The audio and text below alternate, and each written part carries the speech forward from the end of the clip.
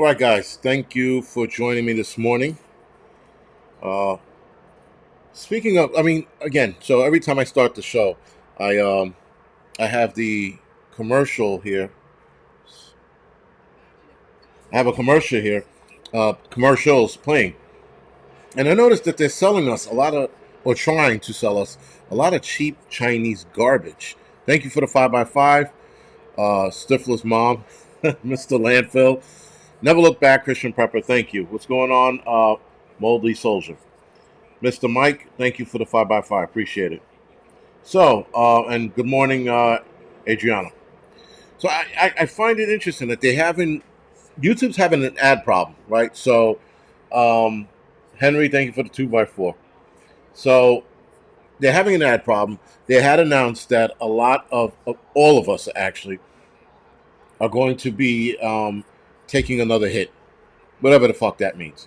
But they have all of these cheap commercials, and it's all these cheap Chinese products too. And who are they kidding with some of the products that we're seeing? Like they're trying to pass it off as American. I'm like, we know where that's from, especially that they're using what do they call like an AI voice, if you will. Thank you, Tracy, for the 10x10. So, yeah, listen, I tell people all the time, guys, YouTube is not sustainable. YouTube was sustainable.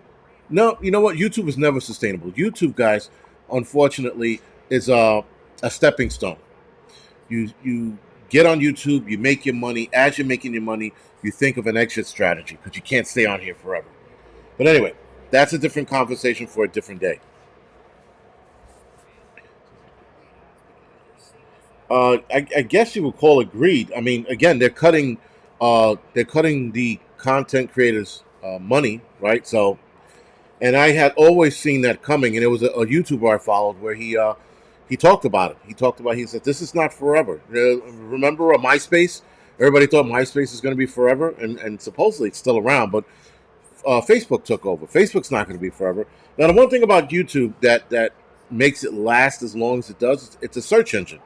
So YouTube's not just a place to make money per se. It's also a place where you can learn a lot of shit, right? So, being that it's a search engine and almost anything you want to do, you can find on YouTube. That's why YouTube is so valuable in that aspect, in that regard. But anyway, with that, guys, MySpace is definitely still around. Yeah, I heard about it. Someone said it was still around. I had to look it up. I'm like, who the fuck is still using MySpace? People in their 70s? Like, I mean, whatever. Sorry. So anyway, guys, on this morning's Wednesday midweek report, we got a couple things to talk about. We're going to start with the Ohio ballistic missile submarine visiting Korea.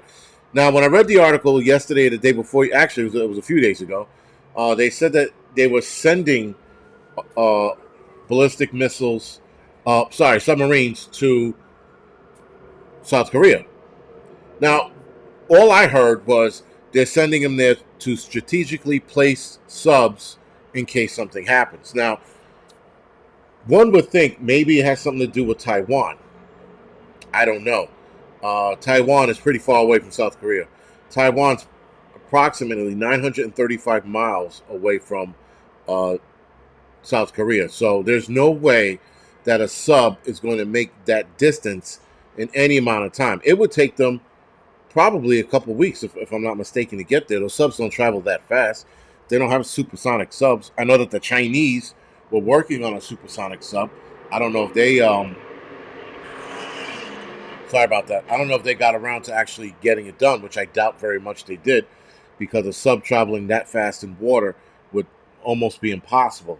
That's why they wanted to develop a bubble that can cut through the water around the sub. But again, that's like science nerd shit I'm not going to get into. So anyway, a U.S. Navy Ohio-class nuclear ballistic missile submarine reportedly set to make a visit to South Korea sometime in the near future. This will be the first time that any sub has made a part stop of a Korean peninsula in at least 4 decades, so about 40 years. Mr. Nobody said they tried it. It did not work. All right, fair enough. So Mr. Nobody knows what I'm talking about. Supersonic subs is impossible. G-Con. Well, I gathered that after they tried it, they tried to do the bubble thing, but I didn't know whether or not they were still working on it. But Mr. Nobody confirms that they tried it didn't work. So that's a good thing, I guess. And again, just physics alone, trying to make something travel that fast through quasi solid object or quasi object, which is water, right? Water is an object. So for anything to travel through that, virtually impossible. But I thought they were going to figure out a way. Maybe down the line, but right now it's impossible. So this is part of a broad plan to make or to demonstrate more visibility or to demonstrate America's visibility and its ability and willingness to use nuclear capabilities to defend South Korea if need to be in the face of growing concerns about North Korea and the threat from there. The U.S. military is also now looking to step up show of force involving bombers' capability carrying nuclear weapons, which could include temporary deployment to the peninsula. Again, they're strategically placing these weapons or these vehicles in South Korea, and it could be also to defend Japan. Now, I thought we had a base. We do have a base in Japan, so we have shit there as well. So I don't know. They think that North Korea is going to make a move. It would be a shitty move if they did, but if they make a move, North Korea is going to get shitted on. But we have to worry about China and Russia's response.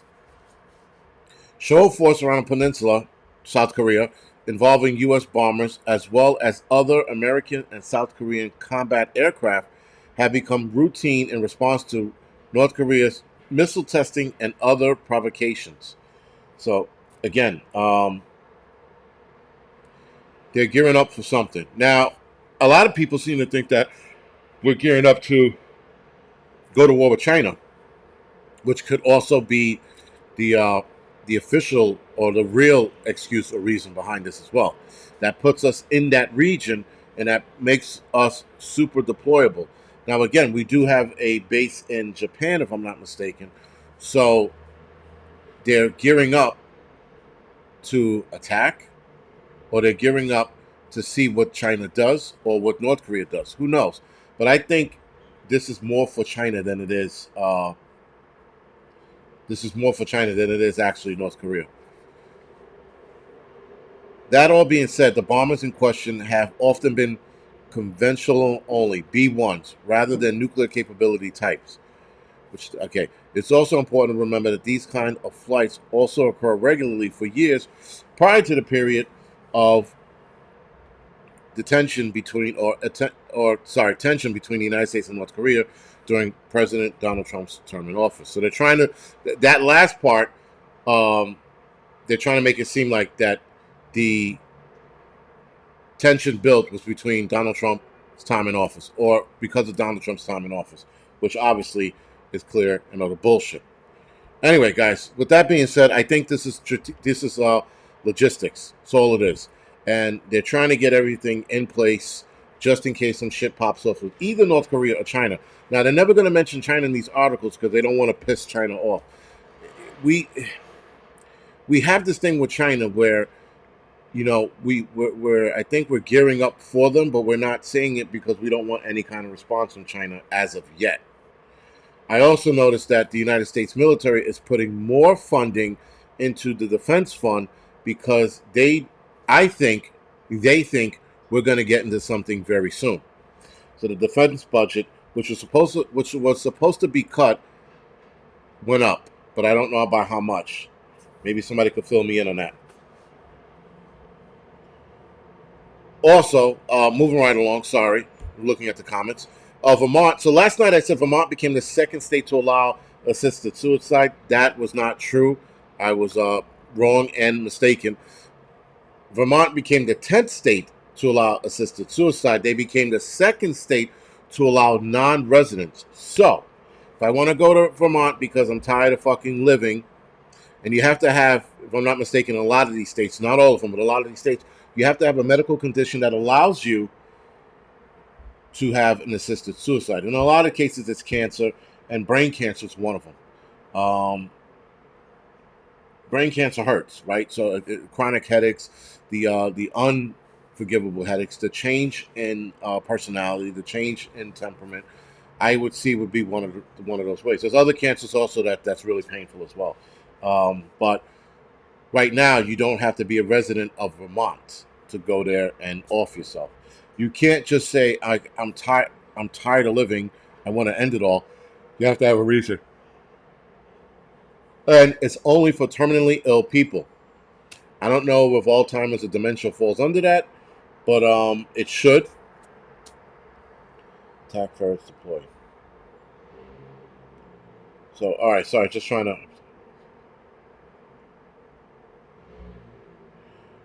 No, yeah. So, all right, the guys are talking one another. Sorry, I'm trying to read the comments. So anyway, guys, Vermont becomes the second state in the nation Tuesday to allow terminally ill people from other states to travel there to die by suicide under medical care. Medical assisted offing laws have been around for decades, and in the states dropped its residential requirement.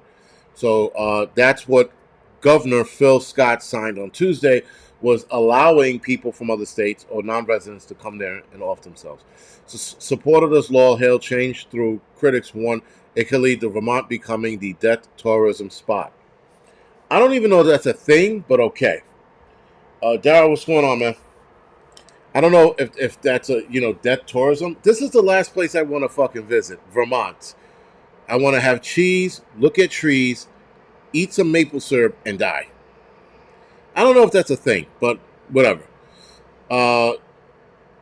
Sorry. So Kim Callan, president and CEO of Compassion and Choice, which I'm pretty sure that's a company that likes to put people into the ground. In a statement, a nonprofit was grateful Vermont lawmakers realized that a state border shouldn't determine if you die peacefully or in agony. It's always the liberals. I shit you not. They're like, listen, I get it that, assisted suicide should be a thing. It should be for terminally ill people only. There was a girl in Norway, I think it was Norway, who suffered chronic depression. And she had not supposedly, but she was raped and she couldn't recover from that. And she was pushing to have depression be a chronic illness. And she got her God bless, and then she committed to suicide, or assisted suicide rather. Sorry. So yeah.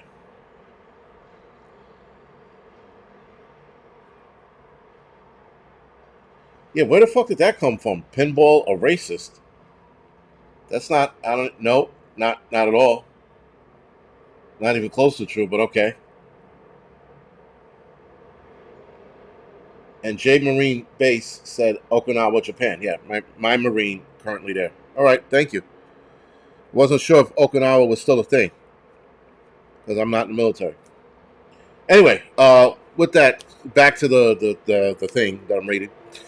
So, patients routinely travel to other states to utilize the best healthcare options. This is the lady that runs Compassion and Choices. There is no rational reason they shouldn't be able to travel to another state to assess medical aid in dying if the state they live in doesn't offer it. I can see more states carrying on with this. To be clear, Vermont Right to Life opposed the underlying concept behind assisted suicide and opposed the move to remove residence requirement, as there is still no safeguard that protects vulnerable patients from coercion. I can see that. I can see somebody telling you, "Yo, go to Vermont because no one likes you. Everyone hates you. Your mother didn't breastfeed you. Your father went out for a pack of cigarettes and never came back because he hates you. Go to Vermont and kill yourself." I can see that being a thing, But yeah, listen, it is what it is. So again, Vermont's the 10th state to allow such. All right, so something a little more serious, though assisted offing is serious, but not as serious as this.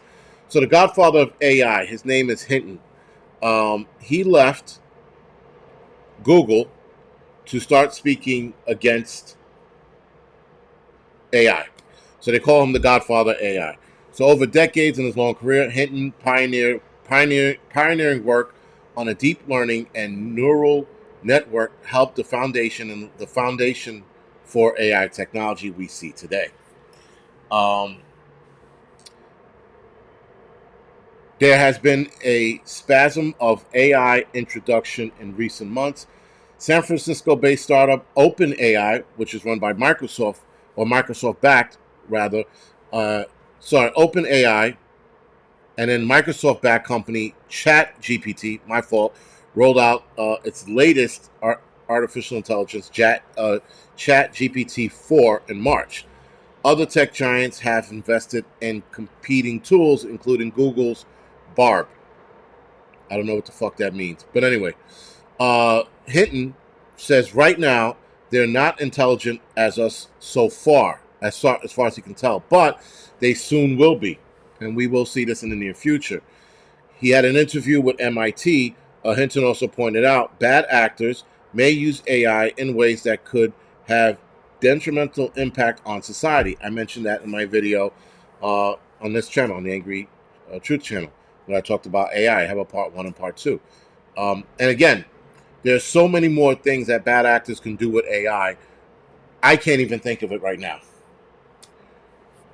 So Hinton, who is 75, retired from Google so that he can go on a tour and talk about the potential risk of AI.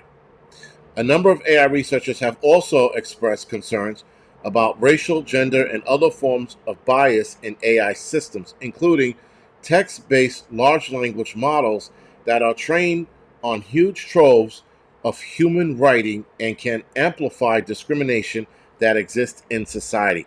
So now we're going to have AI calling me a nigger. That's awesome. But I'm kidding. I don't think that's going to be a thing.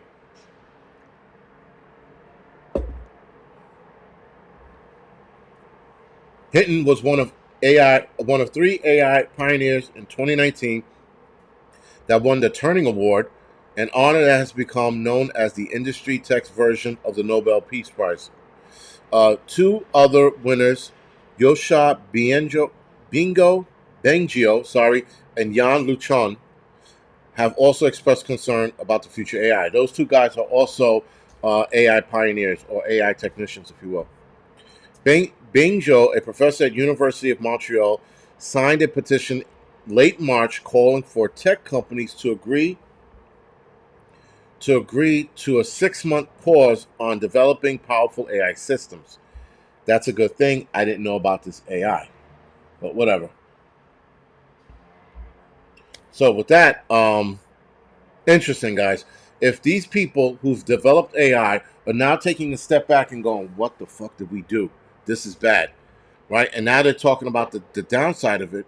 That's good. But where they have to get AIs, where they have to get the attention of lawmakers, is when you say it becomes a national security. Now, I think AI is a national security, without a doubt. We're absolutely going to see more attacks with AI or AI style viruses. Now, when they release the AI style virus, guys, that's going to mimic, if not be worse than an EMP. An AI style virus that attacks computers, your hard drive, the electrical grid system, the food production companies, everything that's hooked up to the internet. If the AI super virus comes out, we are ultimately it's going to be worse than an EMP. Because at least with an EMP, you need a couple of detonations to make that happen. It's not just one like a lot of us thought it was. It's actually a couple of detonations to make it happen. With an AI super virus, you only need one. And as long as everything's hooked up to the internet, it will be infected by this AI super virus. Right? So I'm going to do a video on it. I have been doing research. There is major concern, I found out, in the AI world about the AI super virus. I was thinking that off the top of my head, just, in passing. I'm like, what if the AI virus? I'm like, an AI virus would be something cataclysmic. Well, I did some research, and it's actually a thing. It would be deadly on all fronts. It would make an EMP look like a welcome event. You would rather an EMP over an AI virus. Anyway, switching gears, the U.S. Navy, guys, has officially fell apart. The U.S. Navy has hired an active duty drag queen to help with recruiting. I don't know on what fucking planet and in what other country's navy are they using drag queens to recruit people. I don't know if a kid who's feminine, a gay kid, if you will, who's a drag queen, because yes, there are kid drag queens out there, believe it or not, because of the sick parents. But still, I don't know if a drag queen that's like, yes, I want to be a Navy SEAL, or I want to join the Navy so I could be a. What the fuck, guys? What in the actual fuck is going on that they hired a drag queen to help with recruiting? If my son was going to go into the Navy and I saw this shit, I'd be like, no, first of all my kids are being stayed away from the Navy or the military because of all the shit that's going on. That's one. Two, if I had a son or daughter who was hard up on joining the Navy at this point, I'd be like, look at this shit. This is what they're allowing. They're allowing this fucking asshole to run around and help with recruitment.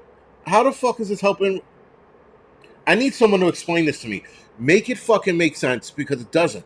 Anyway, the U.S. Navy invited an active duty drag queen to be its digital ambassador as part of a recent drive to attract the most talented and diverse workforce and combat plunging recruitment. Do you think, oh, holy shit, fuck sticks, do you think that hiring a drag queen is a way to combat plunging recruitment and to attract talented and diverse workforce? As a fucking black man, if I was a child or a teenager and I saw a fucking drag queen, that is not going to be the go-to for me. I'm not going to be like, oh man, they got a drag queen, I want to join the Navy.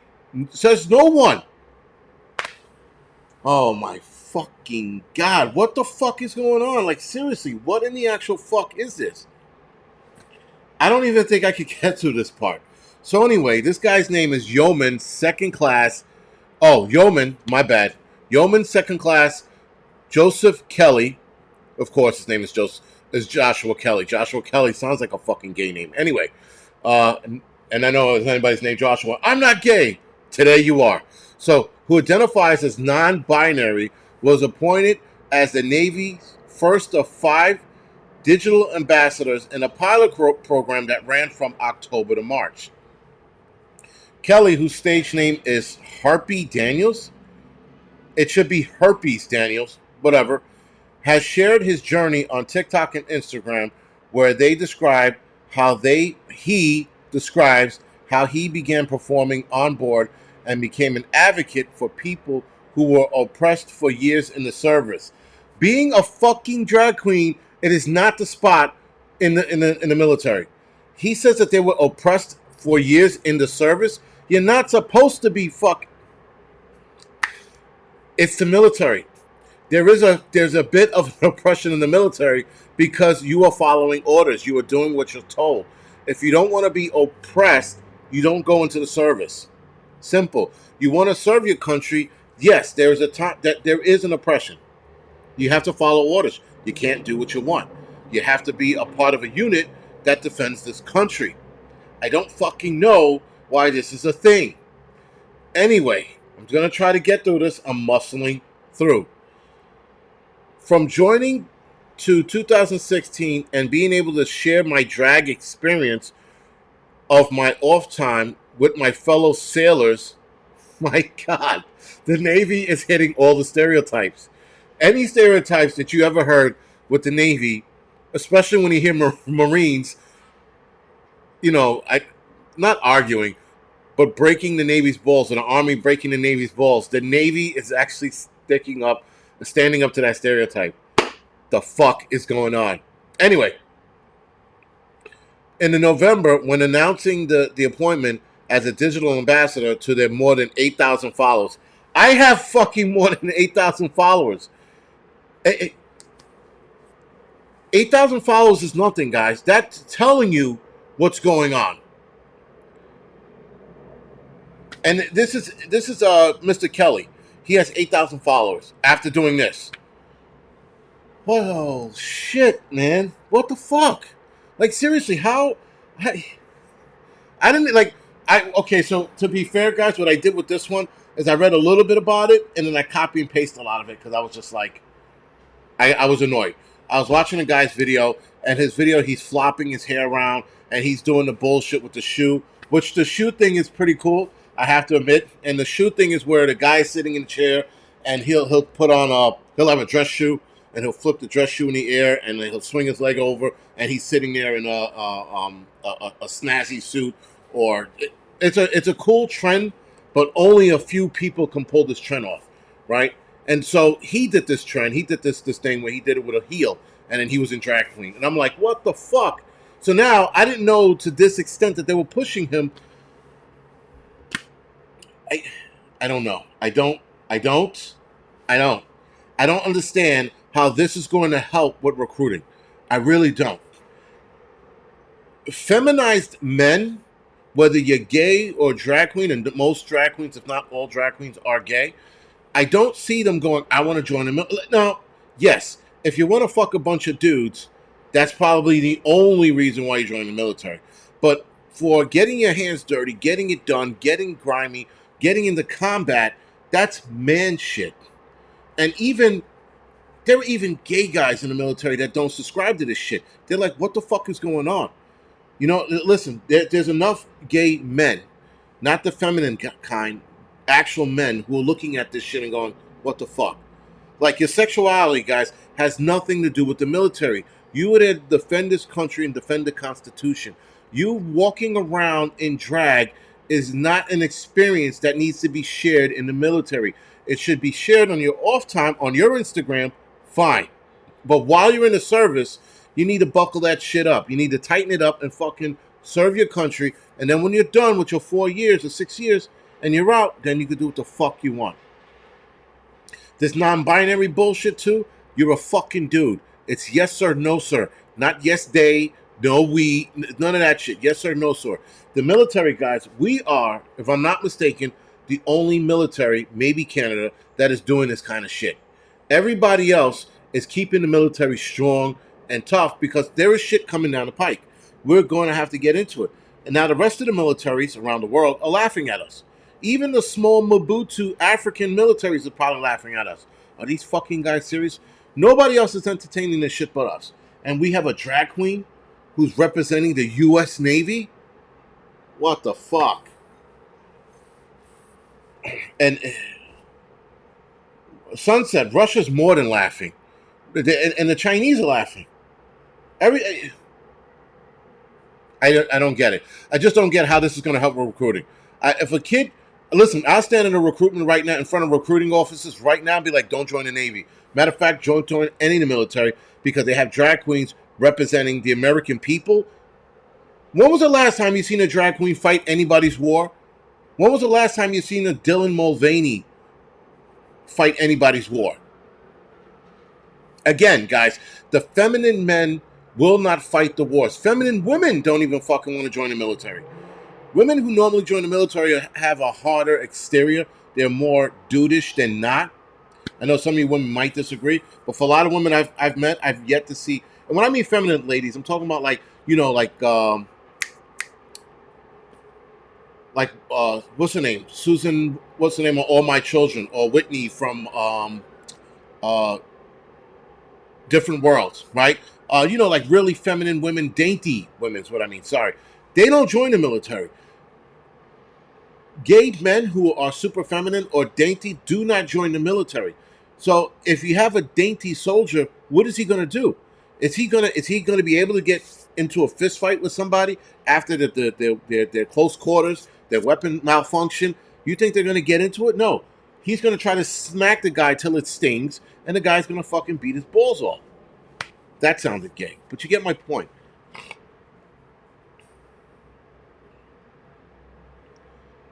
Gene goes, I'm retired. Well, Air Force is not entirely masculine, ma'am. No disrespect. But what I'm talking about is you have, Gene, you have a tough exterior to join the military. Dainty women don't. I've never seen a dainty woman join the military. Most women who join have a tough exterior, right? But if you get what I'm saying.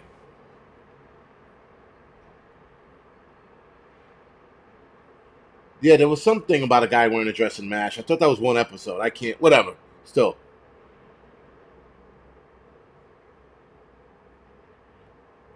how she got the win. Christian Prepper remembers Different World. Yeah, only a few of us remember Different World. You know, it's like they don't play that in rerun, which I never catch. I catch all the other shows, but I don't catch that. But anyway, yeah. Still, guys, this is an atrocity.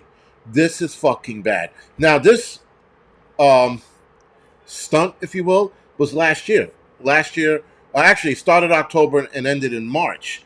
But now they're telling us about it now. I'm like, and you know, crazy shit is in the videos. If I'm not saying go to his Instagram page, but if you happen to go, just type in uh, Joshua Kelly. He's in his uniform, and then that's what it was. He was in his uniform. He flipped the heel in the air. He did the leg thing, and then he was in drag. And then he did another one where he flipped his head, and he went from drag to in his Navy uniform. I'm like, you know what the problem with this is? You're making these fucking troops too fucking comfortable. When it's time to get fucking dirty, when it's time to fight, how many of these fucking bitches are gonna fight? Because you made them comfortable with this shit. And when wartime comes, guys, you're gonna have these fucking pussies go, I don't want to fight. I just want to flip my heels and my hair and be a drag queen. That's what you're gonna get. You're not gonna get dudes to step up to the fucking plate. This is an atrocity. I'm sorry that I spent too much time on this shit. I'm gonna fucking move on. So, some of you might have heard in New York City, there was a awesome fight in the subway system. So there was a strap hanger who was fighting with a guy who was being aggressive, irate, and if I'm not mistaken, attacked somebody in the train. So a guy stepped up, grabbed him in a fucking chokehold, choked him out, and killed him. Awesome. Anyway, dramatic new video shows a strap hanger taking matter in his whole hand, pinning down an unhinged man in a deadly incident in Manhattan this week. I think that was Monday. Right? A 24-year-old passenger stepped in after a vagrant homeless man identified as Jordan Neely began going on an aggressive rant on a northbound F train Monday afternoon. Sorry. He starts to make a speech, freelance journalist states. He started screaming in an aggressive manner. He said that he had no food, he had no drink, and that he was tired and doesn't care if he goes to jail. He started screaming at all of these things. He took off his jacket, the black jacket that he had on, threw it on the ground. He got aggressive, and this kid choked him the fuck out. So be it. She's a wildflower. What's going on? So fucking be it. You want to play stupid games, you get choked out. Now, the thing is, the guy hasn't been charged. I can see Alvin Bragg's trying to charge this dude. I think it's awesome that he fucking choked this dude out. Fuck him. Fuck these. Listen, I'm sorry, but there's a class of people here in New York City that feel sorry for crazy folks, people with mental instabilities. As far as I'm concerned, psych patients need to go back into the psych ward. We do not need to fucking be caring for them. We don't need to tell them that they can do this and give them jobs and medications and all this other shit. They do not fucking last. I've been in the medical field for over 20-something years prior to retiring. And I could never, ever remember in one fucking case where any of these people lived out their lives till their senior citizen age and were fine. Once you are fucking a psych patient, once you start taking meds, guys, meds only last but so long until you have to take the bigger shit, the tougher shit. The tougher shit, like lithium, only last, and I don't think they use lithium anymore. I'm using that as an example. They don't last as long. And when you start taking shit like lithium, it doesn't last long. And unfortunately, you have to be committed. So why play this fucking game with these psych patients when we should just commit them right away? But anyway, Jason, I think the meds make them worse. I think there's a more natural way to handle it. I think the meds do make them worse. I think the meds do trigger them. But again, that's a conversation for a different day. With that, guys, they should all be in a psych ward until they can figure it out. And I've known somebody in my family that had psych issues, and unfortunately, she just couldn't sustain. She was on medications, and the medications didn't help after a while, and she had to go back into a hospital. Right? So, again, I've seen it firsthand. I've seen it in the streets for years. You might get a good solid 20 years before they are ultimately committed back into a psych ward.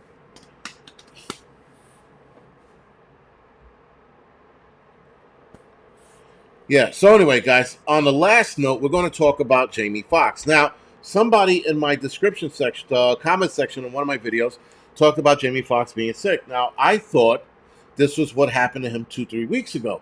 Apparently, he had another episode, or he had another episode while he was still in the hospital. So, Jamie Foxx remains hospitalized after suffering a medical emergency, and now another project is filming without him. So he was on a TV show. He was a game show host with his daughter called Beats Shazam. And he had his daughter on with him, and they started filming the new season. And now his daughter is going on without him, which I know he authorized. He told his daughter, fine, you could do this without me. But still, guys, why am I mentioning Jamie Foxx? Well, he's a prominent actor. I like his acting. Not all his movies are great, but he's a decent actor. But it lends to something else. Jamie Foxx is in Hollywood. Most of Hollywood, if not all, except for the girl who did the Black Panther 2 movie, the black chick that played the female Black Panther, if you will. She didn't take the arm ticket.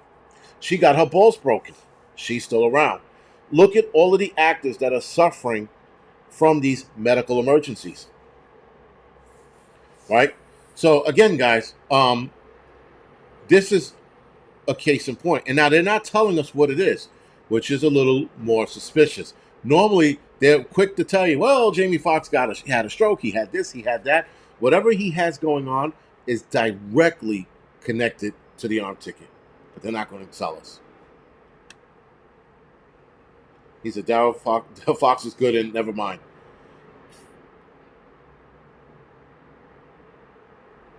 But yeah, guys, we're seeing more and more celebrities suffer medical emergencies.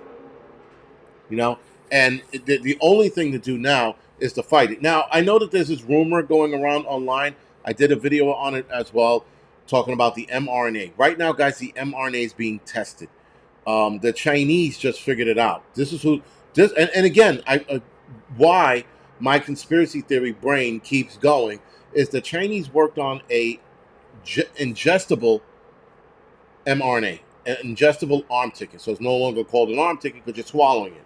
But you get my point. So the Chinese figured it out, that how it can cross the digestional tracts into the bloodstream. They figured this out, and the FDA is now testing it, or they're going to entertain testing it. The problem is a lot of people saying it's out now in foods. It's not in our foods as of yet. And until they make it a law for farmers to use, we don't have to worry about it. Now, yes, big name companies like Purdue will absolutely use it in chicken.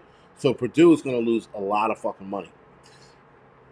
As far as meat goes, I will be buying those cows, and then you split it up amongst people. I will be doing that moving forward, because I will not be entertaining any big companies and their meat bullshit once they start implementing this. We have a couple of years before this gets implemented. The FDA is slow moving on this because, from what I'm hearing, they're skeptical about it. So if the FDA, guys, is skeptical about this, that shit speaks volumes to me. So keep that in the back of your head. And if you keep seeing videos of them saying they're putting it in our food this month, no, they're not. It is not happening this month.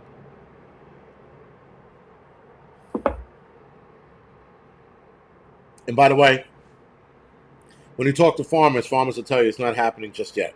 So be easy about it. Anyway, guys, with that, thank you for joining me tonight, this afternoon, this morning. I'm sorry. Thank you for joining me. I do appreciate it, as always. I will see you guys tomorrow on the Angry Prepper and the Angry Truth for the doubleheader. And other than that, also, guys, I'm considering once a month starting an after hours, if you will. So after midnight, we have what we call adult talk. It's not going to be every month, but we're going to be talking about like really adult shit, like off the hook shit involving sex, relationships, shit, things like that. That's going to be on this channel as well. It'll be after hours, adult session or some shit like that. And then, we'll talk about certain things. That'll be, about a half hour, 20 minutes as well. I'm thinking about doing it probably once, maybe twice a month. Nothing crazy. And I probably will have guests on, uh, whoever can hang out after midnight, because I know a lot of us are old now. And after midnight, you just want to fucking lay in your coffin and go to sleep. We will be, I will have guests on talking about certain things. All right, guys. Other than that, thank you for joining me. Thank you for the support. And I will see you guys tomorrow.